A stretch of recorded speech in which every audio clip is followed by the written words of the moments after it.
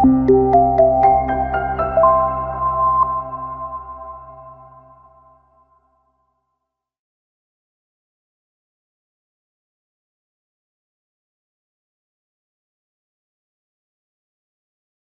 semua, ketemu lagi dengan saya, Angtiasti Jiwasidi, di Digital Marketing 360. Kali ini saya akan membahas mengenai Emerging Technologies Adoption.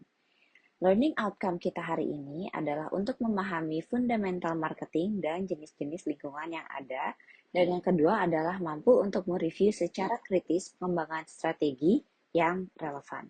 Halo semua, pernah nggak sih kalian bertanya-tanya kenapa ada orang yang langsung beli produk teknologi terbaru, sementara yang lain nunggu bertahun-tahun dulu? Jawabannya ada di kurva difusi inovasi ini. Kurva ini menjelaskan bagaimana inovasi seperti produk baru, teknologi, dan bahkan tren sosial diadopsi oleh masyarakat secara bertahap. Dan kita bisa membaginya menjadi 5 kelompok utama. Bagian satu adalah inovator atau yang di sebelah sini. Kelompok pertama disebut inovator sekitar 2,5% dari populasi.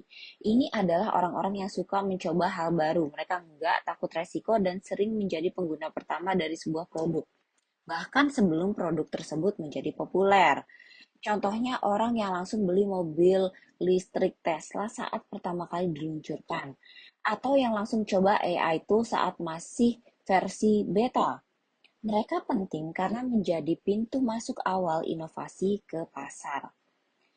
Bagian kedua yaitu opinion leaders atau early adopters. Sekitar 13,5 dari populasi. Mereka ini nggak secepat inovator, tapi punya pengaruh besar karena mereka biasanya paham teknologi dan punya kredibilitas tinggi di komunitas mereka. Saat mereka merekomendasikan sesuatu, orang-orang mulai ikut. Misalnya, seorang influencer edukasi yang mulai pakai platform baru, lalu banyak followersnya yang ikut mencoba. Masuk ke kelompok yang lebih besar, yaitu early majority atau di nomor 3 ini. Mereka terdiri dari sekitar 34% dari populasi. Mereka baru mengadopsi setelah melihat bukti nyata bahwa produk itu memang berguna dan aman. Mereka lebih berhati-hati tapi masih cukup terbuka. Mereka nggak mau ambil resiko besar tapi mereka nggak mau ketinggalan juga. Contohnya saat ChatGPT mulai ramai dibicarakan dan mulai muncul di media-media utama. Kelompok ini mulai ikut mencoba. Bagian 4 di sebelah sini adalah late majority.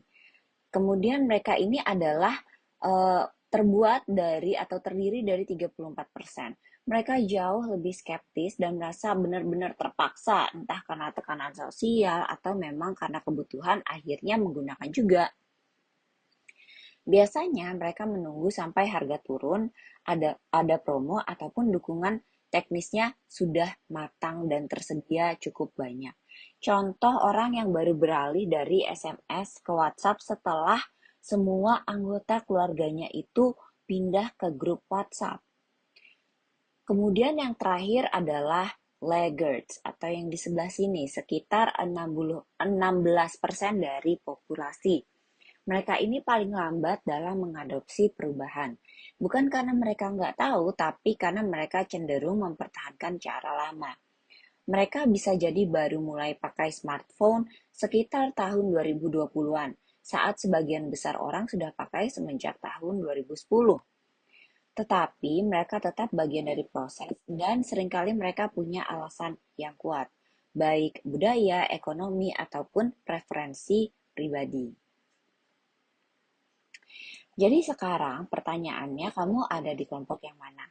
Yang jelas memahami kurva ini penting buat siapapun yang bekerja di bidang inovasi, bisnis, atau pemasaran. Karena dengan mengenali karakter tiap kelompok, kita bisa tahu kapan waktu terbaik untuk meluncurkan produk, siapa yang harus ditarget duluan, dan strategi komunikasi apa yang paling tepat. Misalnya saat launching produk baru, fokus dulu ke innovators dan early adopters, karena mereka yang akan jadi promotor alami ke kelompok berikutnya. Terima kasih sudah menonton.